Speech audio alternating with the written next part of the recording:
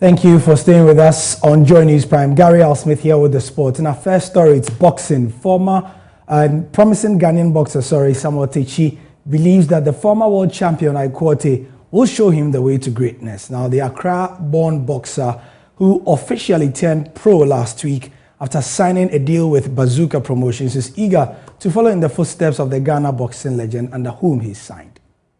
Ikwate is a world champion, so he knows the road to be a world champion. So I know he can show me the road for me to become the world champion. So I trust him, and I also trust my team that he can do it, and we all do it. I'm no more an amateur boxer again. So what I have to tell Ghanaians is that the support they give it to me at the amateur level, I'm begging them to give me that support at the professional level too. Let's do some football. And the big question is, what stadium will host the first leg World Cup qualifying playoff between Ghana and Nigeria? Well, the latest news is that this morning, the Confederation of African Football sent an inspection team to the Cape Coast Stadium, which is slated to be the venue, to ascertain its readiness for the March 25 fixture. This happened after Nigeria officially wrote to FIFA and CAF complaining about the poor nature of the pitch as they had seen on social media. And this follows its use a week ago for the Independence Day activities. Now, the Baba Yara Sports Stadium in Kumasi, on the surface at least, appears to be in good condition. The question is, will CAF and FIFA grant Ghana a special dispensation to take the game there to Kumasi, considering we didn't apply for that venue as one of the venues for the game? Well, Stephen Zando of our sister station Love FM in the Ashanti region was at the venue today and has come through with this report. My sources at the corridors of both the Ghana Football Association and the National Sports Authority tell me that the GFA have made contact with CAF to consider moving the game from Cape Coast to Kumasi because the Cape Coast Stadium, after hosting Ghana's 65th independence anniversary, may not be ready in time to host the game. Although officials of the NSC have already commenced vigorous work on the field to put the facility in shape, their fears the venue may still not be in good condition to host the Black Stars of Ghana and the Super Eagles of Nigeria next week.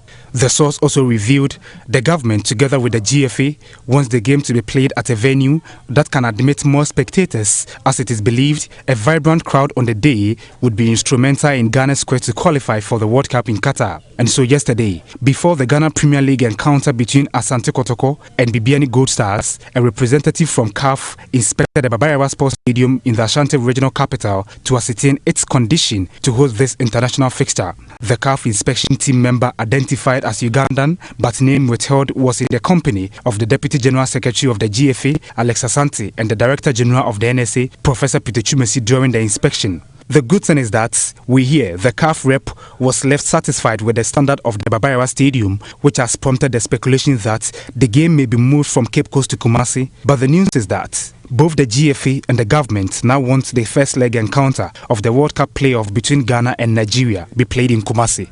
So this is where Kumasi Asante Kotoko and Kimfeza Football Club have been enjoying their Ghana Premier League matches. And that's a bit of a confirmation that the Baba Yara Sports Stadium is up to standard to host any football match. Now, from the evidence of what we have seen here today, the facility is certainly in a good shape to be passed for any international assignments. The pitch looks green, it looks good, and balls bounce perfectly on it. We are aware of the CAF rules. We are aware of the FIFA rules, which do not really allow for change of venue, especially when it is the game between the Black Stars of Ghana and the Super Eagles of Nigeria is in less than 2 weeks' time. But like the saying goes, there is nothing new under the sun. So it will be interesting to see how it plays out in the coming days ahead of this particular game. Reporting from the Baba Yara Sports Stadium in Kumasi, Stephen Zando for Joy News. We have 11 days to go to the game. And I'm sure most of you are asking, how did we even get here in the first place? Let's check out the timeline of how we did get here, all right? With the Cape Coast Stadium, won't he, or won't it? Let's see how we got here. So essentially, while we wait for the slides, the interesting bit is that the Baba Yara Stadium was not ready at the time the GFA submitted its statutory list to CAF and FIFA. So at the time, the GFA only submitted the Cape Coast Stadium and the Accra Sports Stadium. The Accra Sports Stadium was rejected because it did not meet the requirement, and so only the Cape Coast Stadium was pass fit. So the question was, if Ghana as a country knew that this is where we were going to have the game, why did we have the Independence Day celebrations in Cape Coast last week? Let's see the slides. So on the 25th of January, this is the timeline. The National Sports Authority wrote to the GFA to consider moving the game to the Accra Stadium or Baba Yara because the government had told the FA that the independence celebration will be held in Cape Coast. So that was on the 25th of January. And then 3 days later, the GFA wrote to CAF requesting this particular thing. What did CAF say? Well, the response a day later was that this could not be done and reminded the GFA that on the 24th of December 2021, that was the deadline for the change of venue to be requested, and that the Baba Yara Stadium was non-homologated to host international matches. Fancy way of saying it was not available.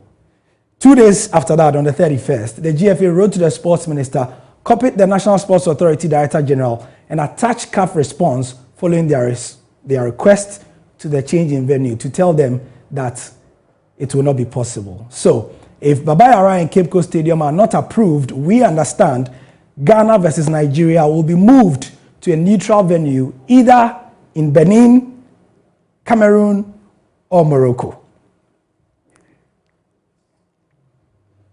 Yikes.